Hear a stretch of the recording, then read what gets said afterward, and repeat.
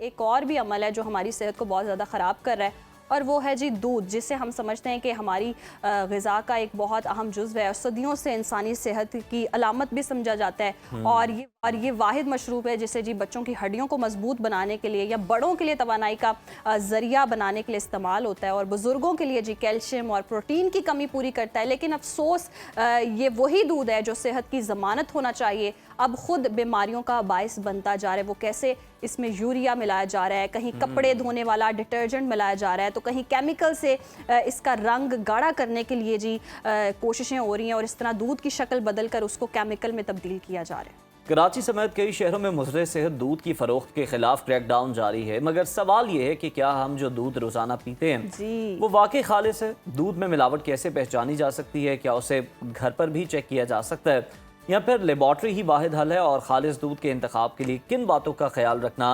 नहायत ज़रूरी है? इन्हीं सवालात पर बात कर लेते हैं। हमें ज्वाइन किया है associate professor food science department Syed Mohammad Gufran Saeed साहब ने। गुफरान साहब, वेलकम टू सुनो पाकिस्तान। रोज़ाना जो दूध हम बच्चों और बड़ों को पिलाते हैं, क्या वो वाकई खालिस और महफूज है? इस बात का तयन किस तरह से किया जा सकता है घर? थैंक यू सो मच जी। आज जो है जो आपने अभी बात की है केमिकल्स के हवाले से, बुनियादी तौर पे ये केमिकल्स जो हैं वो मिलाए क्यों जाते हैं? दूध एक बहुत ही ना सेंसिटिव प्रोडक्ट है, बहुत जल्दी खराब हो जाता है क्योंकि इसमें प्रोटीन लेवल बहुत हाई होता है, तो उसकी वजह से इसमें खराबी बहुत जल्दी हो जाती है। तो अब यहाँ पे सिलसिला क्या है कि दूध को मुख्तलिफ चीजों के लिए केमिकल से अडल्ट्रेट करना जो है एक बड़ी कॉमन प्रैक्टिस बन गई है। मिसाल के तौर पे फॉर्मेलिन है। फॉर्मेलिन वो केमिकल है जो आमतौर पे मुर्दा अजसाम को लगाया जाता है उनको खराब होने से बचाने के लिए, बैक्टीरियल ग्रोथ से होने के लिए। तो अब उसको रोकने के लिए ये वाला जो खतरनाक केमिकल है ये भी दूध में मिलाया जाने लगा।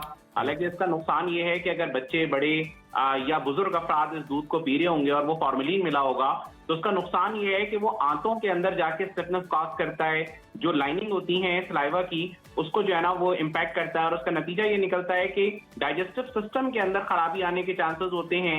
इसी तरह से जो है वो अल्सर होने के इम्कानात होते हैं। फॉर्मेलिन का दिमागी सेहत पे बड़ा बुरा असर पड़ता है, साइकोलॉजिकल जिसको आप इम्पैक्ट कह सकते हैं, बड़े खतरनाक होते हैं। तो इस लिहाज से जो है फॉर्मेलिन हो गया, फिर क्वाटरनरी अमोनियम सॉल्ट्स हो गए, ये भी दूध में मिलाए जाते हैं। फिर उसके अलावा जो है वो इसकी फैट की कॉम्पोजिशन को पूरा करने के लिए फैट भी मिलाया जाता है। टेस्ट को इम्प्रूव करने के लिए ग्लूकोज भी इसमें डाला जाता है, थोड़ा बहुत सॉल्ट भी डलता है ताकि इसकी जो बैलेंसिंग है वो पूरी की जा सके। तो आप ये समझ लें कि दूध जो है वो आजकल एक पूरी एक साइंस बन चुका है। सिंथेटिक मिल्क जो एक तरह से कह लें स्टॉक मार्केट में बिक रहा होता है, और उसके नुकसान बड़े शदीद हैं जो हमें नजर भी आ रहे हैं आजकल। जिस अंदाज के अंदर जो है वो हमें चीजें नजर आ रही हैं वो बहुत हद तक जो है वो हमें नुकसानदेह साबित हो रही होती हैं। डॉक्टर साहब, ये भी बताइएगा कि ये जो इतनी आमेजिश होती है केमिकल्स की, बहुतात है, घर में किस तरह से चेक किया जा सकता है कि जो दूध हम इस्तेमाल कर रहे हैं, बाहर से ला रहे हैं, वो महफूज है, वो सही है? देखिए, आसान तरीका तो ये है कि वैसे तो आप डायरेक्टली जो है वो कोई खास चीज दूध के अंदर अगर महसूस कर रहे हैं, फॉर एग्जांपल टेस्ट में अगर आपको डिफरेंस फील हो रहा है, दूध के जो है ना वो गाढ़ेपन में अगर आपको जो है वो फर्क महसूस हो रहा है, या इसी तरह से जो है वो दूध के अंदर एक और चीज स्टार्च मिलाया जाता है। तो कॉमनली घर में जो है ना वो पायोडीन होता है जो चोट वगैरह पे लगाने के लिए इस्तेमाल करते हैं। तो अगर आप किसी सफेद बर्तन में थोड़ा सा दूध देके एक कतरा पायोडीन डालें, तो अगर दूध में स्टार्च मिला हुआ होगा उसको गाढ़ा करने के लिए, तो दूध का रंग बिल्कुल नीला हो जाएगा। अदरवाइज उसका कलर चेंज नहीं होगा। लेकिन आपको ऑथेंटिक टेस्ट के लिए रिलाई करना पड़ेगा लेबोरेटरी टेस्टिंग पे। तो यही वजह है कि हम इस बात के ऊपर जोर देते हैं कि जितनी अथॉरिटीज हैं उनकी जिम्मेदारी है कि वो टाइमली इस काम को करें, और हर वक्त इस दूध की जो है, क्योंकि दूध एक ऐसी चीज है, कंप्लीट नरिशमेंट है।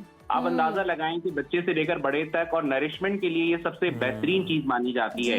तो अगर बुनियादी चीज ही इतनी खतरनाक केमिकल्स के साथ, डॉक्टर साहब यकीनन शहरी तो दूध इसलिए खरीदते होंगे कि सेहत के लिए जी फायदेमंद साबित होता है, इसलिए दूध पीना है, लेकिन अगर इतने केमिकल्स होंगे तो उल्टा नुकसान पहुंचा रहे हैं। तो खरीदते वक्त किन बातों का ख्याल रखना चाहिए? कैसे पता चल सकता है ये दूध खालिस है या केमिकल मिला हुआ है? एक दो चीजें हैं, देखें, एक तो जिससे आप खरीद रहे हो उसको आप देख लें कि उसकी पीछे की जो है ना वो हिस्ट्री क्या है। ऐसा तो सही। नहीं है कि उसके मुतालिक ये मशहूर है कि जी ये खराब दूध बेचता है या जो भी है। दूसरा ये कि आप दूध की एक नॉर्मल कैरेक्टरिस्टिक होती है, उसका अपना एक रंग होता है, उबलने जी। के ऊपर जी। उसकी एक खास पहचान होती है। आमतौर पे खवातीन पहचान लेती है, मसलन मलाई जो होती है दूध के ऊपर वो एक खास अंदाज में नेचुरल जो मिल्क होगा उसके अंदर आएगी। जो सिंथेटिकली डिजाइन केमिकल मिला दूध लेकिन होगा, डॉक्टर साहब अब तो ये भी कहा जा रहा है कुछ ऐसे केमिकल्स भी मौजूद हैं जो मिलावट करें तो दूध में मलाई भी बना देते हैं। मलाई तो बनती है लेकिन वो एक एक्स्ट्रा ऑर्डिनरी बनती है। मतलब बहुत अच्छा। ज्यादा मोटी मलाई का बनना भी ओके। कोई अच्छी चीज नहीं है। सही, इसका सही। मतलब ये है कि इसमें अलग से केमिकल मिलाया गया, अलग से फैट मिलाया गया है जो इतनी मोटी जी।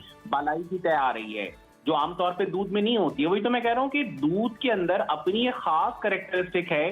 अगर वो कैरेक्टर उससे नीचे या उससे ऊपर ज्यादा जा रहे हो, इसका मतलब दोनों सूरतों के अंदर दूध जो है वो अपनी असलियत में नहीं है।